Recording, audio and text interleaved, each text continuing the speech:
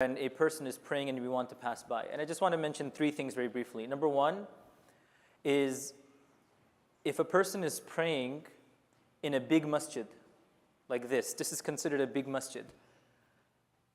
As long as you're not within that person's vision. So if I'm praying over here, this saf is fine. Beyond that saf, if I walk, there is some excuse. Not that it's ideal. If there's a necessity, if I'm looking over here, I pass one or two safs, I walk, that's fine because this is a big masjid.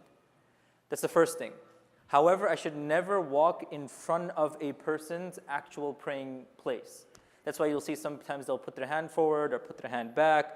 We shouldn't be walking in front of somebody, the first thing. Second thing, and this is very common, is if there's a jama'ah happening outside, the imam's sutra, the imam's blocking thing is sufficient for everybody. So what do I mean by this? Let's say in the back there's an imam praying and the saf carries on.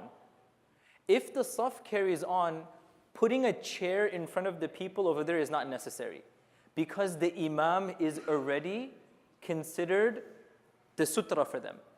However, if that person is not part of the jama'ah, that's when you need to put a chair over there.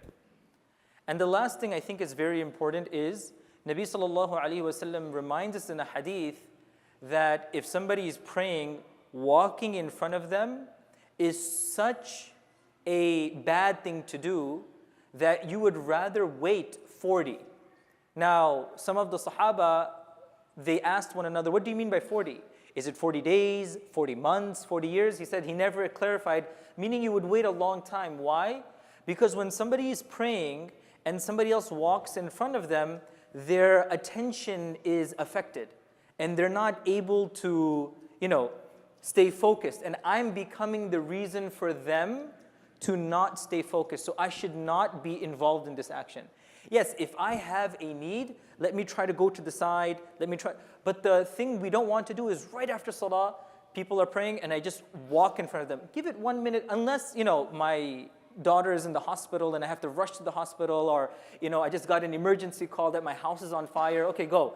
But in normal scenarios, I don't think we have that serious of an issue. Just wait 1 minute until the people in the back are done, and then we go. Inshallah, we'll get immense reward. Let's not worry about the sin. If I'm not involved in this, I'll get a lot of reward. May Allah subhanahu wa ta'ala reward us all and give us the tawfiq of practicing. Ameen ya Rabbil Alameen. Inshallah, after the remaining sunan, we'll have our weekly hadith dars. Everyone is requested to participate.